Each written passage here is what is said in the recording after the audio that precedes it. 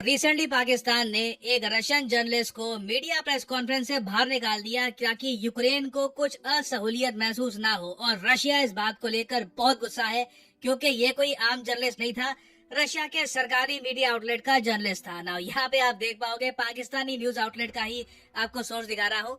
यहाँ पे लिखा है, रशिया ने पाकिस्तान को पूछा कि एक्सप्लेन करिए, हमें समझाइए कि आपने हमारे जर्नलिस्ट को निकाल क्यों दिया यूक्रेन के विदेश मंत्री के प्रेस कॉन्फ्रेंस से। ये आप देखोगे इस पर बहुत रिपोर्ट्स पब्लिश हुई हैं, बहुत आर्टिकल पब्लिश हुए हैं। और अगर आप सोच रहे हैं वेट, रशिया पूछ रहा है पाकिस्तान से कि यूक्रेन के विदेश मंत्री जब बात कर रहे थे मीडिया से तब आपने हमारे जर्नलिस्ट को निकाल क्यों दिया। तो यूक्रेन के विदेश मंत्री क्या कर रहे थे पाकिस्तान में? देखिए, यूक्रेन के विदेश मंत्री रिसेंटली पाकिस्तान में गए हेल्प मांगने के लिए। अब यहाँ पे आप यही पूछोगे, पाकिस्तान जो दुनिया से हेल्प मांग रहा है, यूक्रेन की हेल्प कैसे करेगा? तो डिस्कस करेंगे सारे टॉपिक्स इस वीडियो में। मगर आगे बढ़ने से पहले आपसे एक क्वेश्चन पूछूंगा। क्वेश्चन यहाँ पर यह है कि हाल ही में वो कौन सा देश है जिसने भारत की करेंसी रुपये को डेजिग्नेट कर दिया है एज एन ऑफिशियल करेंसी उनके खुद के देश में? जी हाँ, ये हो चुका है। किस कंट्री ने रिसेंटली ये किया है? बाय द वे, जिस कंट्री ने ये किया है उससे रिलेटेड मैं एक और वीडियो बना रहा हूँ। This is a very special topic, तो मैं चाहता हूँ आप सब लोग कमेंट सेक्शन में इसका आंसर करें। ये है यहाँ पे आपकी ऑप्शंस, श्रीलंका, जापान, सिंगापुर या फिर तंजानिया। सही आंसर मैं आपको दूंगा वीडियो के एंड में। ओके, तो जैसे मैंने आपको बताया, रिसेंटली यूक्रेन के विदेश मंत्री पाकिस्तान में गए। नाउ जब ये पाकिस्तान में पहुंचे तो इमीडिएटली रिपोर्टर्स ने यही एक्सपेक्ट किया कि पक्का पाकिस्तान इनडायरेक्टली, अनऑफिशियली बहुत सारे जो हथियार भेज रहा है यूक्रेन को उसका थैंक यू बोलने आए होंगे, या फिर कहीं ना कहीं कुछ एक फॉर्मल एग्रीमेंट होगा हथियारों को लेकर। बट सरप्राइजिंगली ये विजिट बहुत ज्यादा खोखली लग रही थी। आई मीन लिटरली पाकिस्तान के विदेश मंत्री और यूक्रेन के विदेश मंत्री साथ में खड़े थे और दोनों के पास कुछ बोलने को था नहीं कि दोनों एक दूसरे के लिए क्या करेंगे। क्या यूक्रेन पाकिस्तान की हेल्प करेगा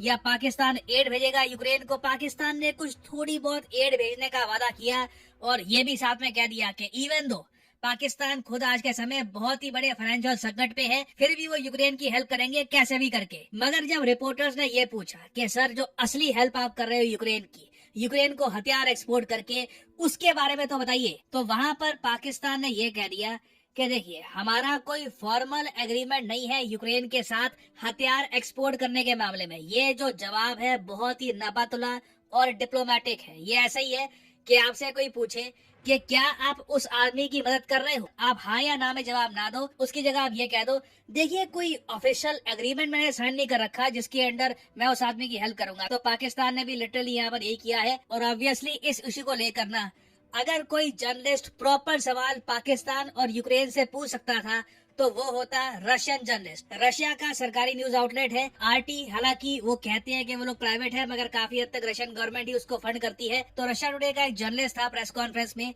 उसका पूरा मन था कि बहुत ज्यादा कठिन सवाल पूछेगा पाकिस्तान के विदेश मंत्री से, यूक्रेन के विदेश मंत्री से। मगर इससे पहले कि वो कोई क्वेश्चन पूछता ना, उसको पूरी प्रेस कॉन्फ्रेंस से ही बाहर निकाल दिया। और रशिया इस बात को लेकर बहुत गुस्सा है क्योंकि पाकिस्तान ने यहाँ पर वही काम किया है जो यूएसए और यूरोप ने किया था। रशिया के सरकारी मीडिया का ब्लैकआउट, इनको बिल्कुल बैन कर दो। ये आपको पता होगा, रशिया की तरफ से, रशिया की सरकार का जो भी कोई न्यूज आउटलेट है आज के समय यूके में, यूरोपियन यूनियन में, यूएसए में, हर जगह बैन कर दिया जा चुका है ना। इस बात को लेकर कई लोग, फॉर एग्जांपल इलॉन मस्क, इन्होंने कहा कि ये ठीक नहीं है। आप सामने वाले को बोलने दो, उसको बोलने की आजादी होनी चाहिए, चाहे आप उससे एग्री करो, डिसएग्री करो, वो अलग बात है। एक बार को रशिया के मीडिया को बोलने दो और उसके बाद देखो फैक्चुअली आप अगर उनको काउंटर करते हो, ये कहते हो कि नहीं आप गलत कह रहे हैं, ये आपको ठीक करना चाहिए, वो अलग बात है। मगर जिस तरीके से रशिया के जर्नलिस्ट को प्रेस कॉन्फ्रेंस से निकाल ही दिया ना, ये बहुत ज्यादा डिसरिस्पेक्टफुल है टुवर्ड्स रशिया। अब यहाँ पर आप एक सवाल पूछोगे, अगर पाकिस्तान ये सब कर रहा है रशिया के साथ, और साथ ही साथ हमने ये भी देखा है कि रशिया में कई पार्लियामेंटेरियंस हैं, उन्होंने ओपनली ये बात कही है कि इनके हिसाब से पाकिस्तान न्यूक्लियर वेपन्स की टेक्नोलॉजी भी शेयर कर सकता है यूक्रेन के साथ। जब ये सब बातें इतनी ओपनली बोली जा रही है, पाकिस्तान भी ये सब कर रहा है, तब भी व्लादिमीर पुतिन इतनी गर्मजोशी के साथ क्यों मिलते हैं with the Pakistani prime minister? तो देखो, यहाँ पे बहुत ही सिंपल रीजन है, रशिया के पास ऑप्शंस बहुत बहुत ज्यादा कम बची है आज के समय। अभी रिसेंटली आपने सुना होगा कि व्लादिमीर पुतिन, जिनको ब्रिक्स समिट अटेंड करने के लिए साउथ अफ्रीका में जाना था, मोदी जी जाएंगे, शी जिनपिंग जाएंगे, बाकी जो ब्रिक्स लीडर हैं सब जाएंगे, मगर पुतिन साउथ अफ्रीका नहीं जाएंगे क्योंकि पुतिन पर इंटरनेशनल क्रिमिनल कोर्ट ने एक अरेस्ट वारंट जारी कर रखा है। पहले बताया जा रहा था कि वो अरेस्ट वारंट इग्नोर कर दिया जाएगा, पुतिन तब भी जाएंगे साउथ अफ्रीका में, but in the and diplomatic problem इतनी ज्यादा बढ़ गई है कि पुतिन ने खुद ही कह दिया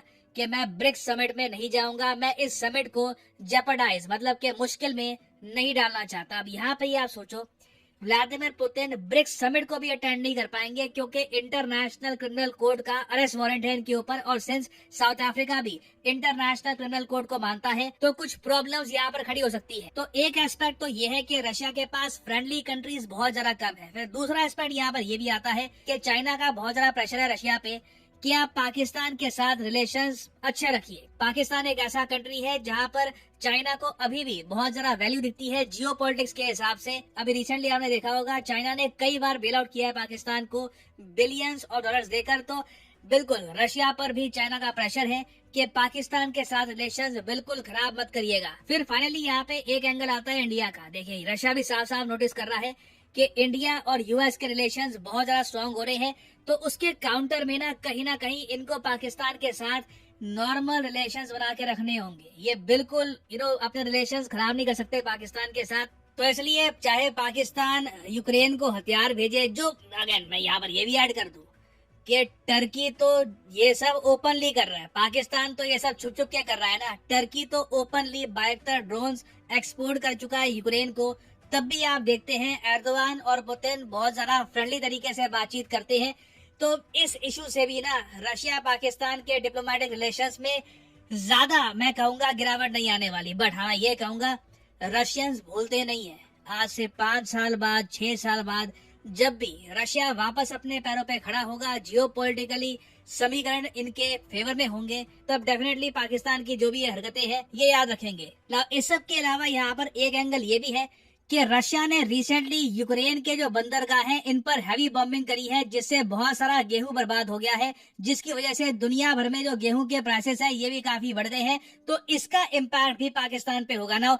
देखो ये जो टॉपिक है ये अपने आप पे बहुत ही स्पेशल है क्योंकि यहाँ पर चाइना का भी रिसेंटली बहुत नुकसान हुआ था। तो मैं इस टॉपिक पर एक सेपरेट वीडियो बनाना चाहूंगा जहाँ पे मैं आपको पूरा ये टॉपिक स्टार्टिंग से बताऊं कि यहाँ पर हुआ क्या है। बट यहाँ पर मैं आपको ये बता रहा हूँ कि पाकिस्तान को भी रशिया से बहुत शिकायतें हैं कि रशिया की बॉम्बिंग की वजह से अब गेहूं के दाम और ज्यादा बढ़ जाएंगे और पाकिस्तान ऑलरेडी बहुत ज्यादा खराब इकोनॉमिक कंडीशन में है। ये कैसे अपनी आबादी का पेट भरेंगे, गेहूं कहाँ से आएगा, इसके बारे में काफी अनसर्टनिटी है ना। फाइनली वापस आते हैं अपने क्वेश्चन की तरफ कि रिसेंटली किस कंट्री ने डिक्लेयर कर दिया है कि इंडियन रुपी एक डेजिग्नेटेड करेंसी है। सही उत्तर यहाँ पे है ऑप्शन है श्रीलंका। यहाँ पर आप देख पाओगे श्रीलंका ने नोटिफिकेशन इशू कर दी है। जी हाँ, ये एमओयू वगैरह से बात काफी आगे बढ़ चुकी है। श्रीलंका ने ऑफिशियल नोटिफिकेशन इशू कर दी है कि इंडियन रुपी अब एक डेजिग्नेटेड फॉरेन करेंसी है श्रीलंका में। तो याद रखिएगा टॉपिक, इससे रिलेटेड क्वेश्चन आ सकता है किसी भी एग्जाम।